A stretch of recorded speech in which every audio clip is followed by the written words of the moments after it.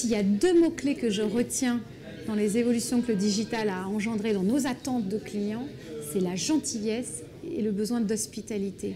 C'est-à-dire, en fait, le fait de ne pas simplement être traité comme un client, ce qui serait déjà pas mal, mais comme un être humain, comme un proche. Et moi, je vois beaucoup d'entreprises aujourd'hui, comme toi probablement, qui ont eu des grandes postures, un peu façon formule magique, incantatoire, le client au centre. Ça veut dire quoi, le client au centre? Le client au centre, ça veut dire lui apporter la même qualité d'écoute, d'attention, de considération, de gentillesse et d'accueil, donc d'hospitalité, sur tous les canaux où je suis. C'est vachement difficile, ça. Et de façon cohérente, lui parler, tu vois, sans lui donner l'impression qu'il y a un cloisonnement, un canal, non. Et ça passe pas. Alors, il y a plusieurs cas de figure. Dans le physique, ça passe par des postures, par des comportements. Donc, il y a un gros travail à faire auprès des équipes de vente. Tu vois, les équipes de vente, et il y a deux cas de figure dans les équipes de vente. Il y a ceux qui ont une empathie naturelle, il y a le casting est formidable, et on a tous en tête des exemples où on arrive dans un magasin et c'est un vrai bonheur d'échanger.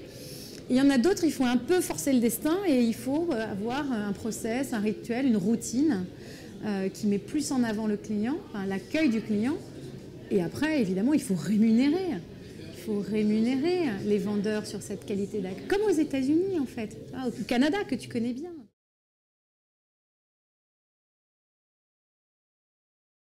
Là, ça passe moins par de l'humain, puisque c'est un écran, a priori c'est froid et dématérialisé, mais par exemple, moi, il y a un site sur lequel ça fait 10 ans que j'achète du poulet.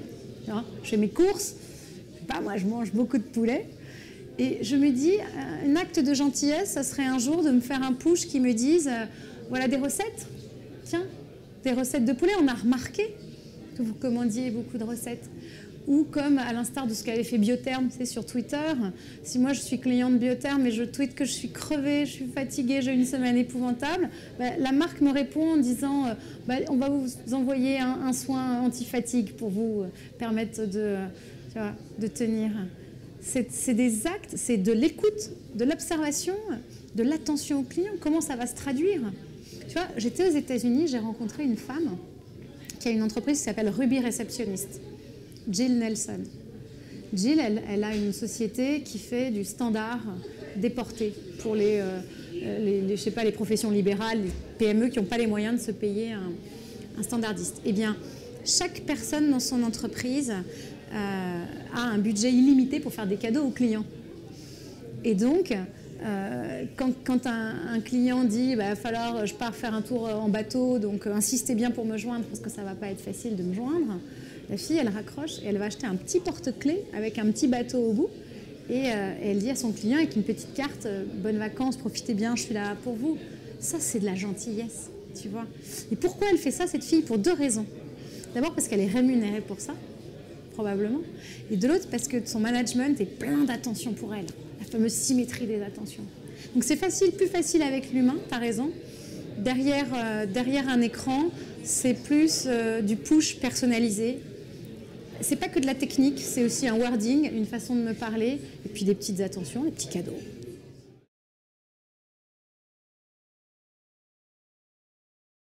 Le drive to store, beaucoup en parlent et peu en font. Est-ce que c'est vrai d'abord? Moi, j'ai l'impression qu'il y a de plus en plus d'entreprises quand même qui me permettent de commander en ligne ou de réserver en ligne et puis de retirer en magasin. En théorie, c'est de plus en plus possible. En pratique, l'exécution, elle n'est pas terrible. Pour plusieurs raisons, je crois. Il y a un enjeu d'investissement dans des plateformes e-commerce qui permettent effectivement de sélectionner un produit et d'identifier le stock qui est en magasin, de le réserver. Voilà. Donc il y a un enjeu à la fois de technologie, de flux logistique, de stock. Ça, c'est important. Ce n'est pas toujours bien opéré. Après, il y a un enjeu, comme on l'a dit tout à l'heure, sur le mail que vous recevez quand on vous dit que votre produit est arrivé. Souvent, c'est incroyablement mal écrit. Relisez-les, les mails que vous recevez quand vous dites venez acheter en ligne, retirer en magasin, c'est mal fait.